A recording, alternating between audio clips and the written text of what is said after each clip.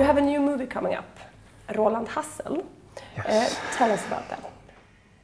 Roland Hassel is an old franchise, Swedish Scandi crime franchise, and this is the final installment. Roland Hassel, the detective, has returned one last time as a retired cop, trying to solve the world's largest police investigation. Well, I grew up with this character. You know, Hassel, when I was a kid, Hassel was on television week in, week out.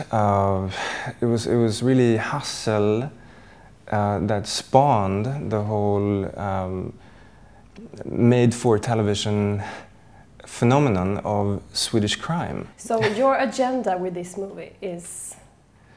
Well, my agenda, you know, there are 1,000 reasons why you make a film in the first place. You know, there are many different reasons. But what I do wanted to show was that you can actually shut down a franchise, a Scandi crime franchise. So I bought the rights to this original police character, and then I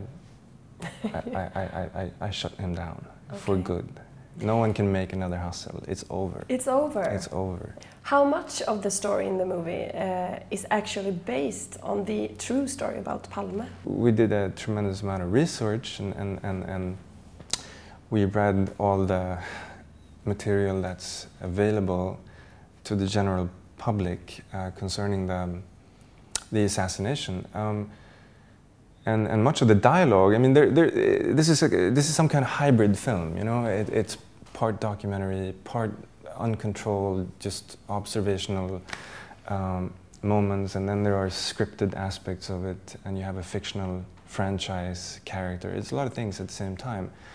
But the scripted dialogue that we have, much of that is coming straight from the police documentation in the case itself. The core of it is not really a Palme film in the true sense. I mean, that's not why I made the film. That's a setting. That's a reason for the character of Hassel to sort of return. That's a reason for parts of the narrative to even exist. But for me, the purpose of the film is to show that you can actually do something pretty twisted with this Scandi crime hype, and you can turn it upside. I've tried to turn it upside down. I'm thinking about the actor, yeah. Lars-Erik Yes. Baronet. Oh. What did he say about that? Well, I mean, Lars-Erik, you know, for anyone who's played a character, the same character in 11 feature films, or for a long extended period of time, you grow very close to this character. You get very attached, and I think it was sometimes quite difficult for Lars-Erik to differentiate between, you know, who is Hassel, who is Lars-Erik the actor, and where does he draw the line. The reason that made me want to make this in the first place is actually Lars-Erik the actor, because he is a brilliant actor. He's fantastic. Yeah.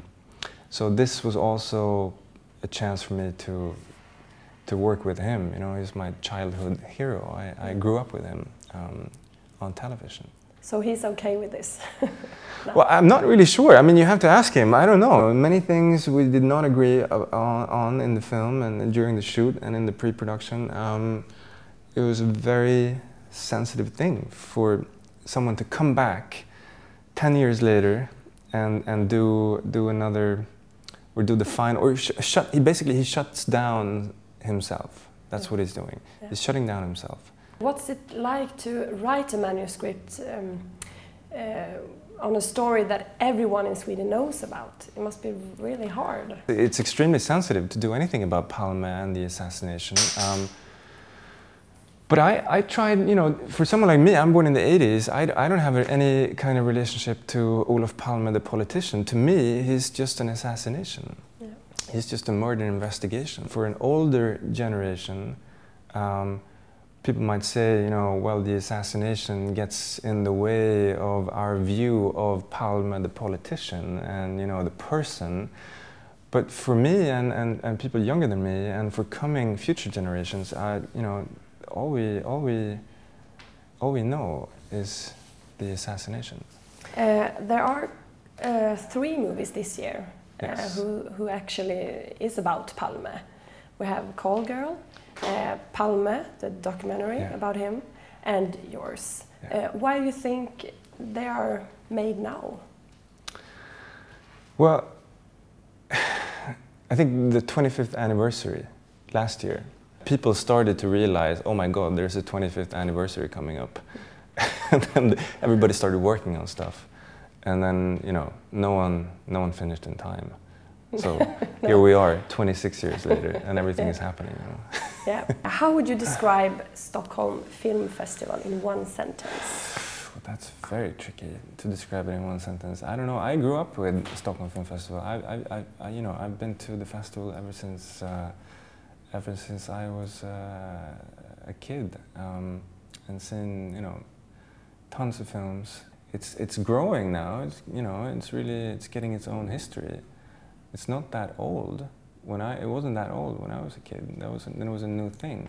Mm-hmm. But now it's becoming mature. It's taking on a different responsibility,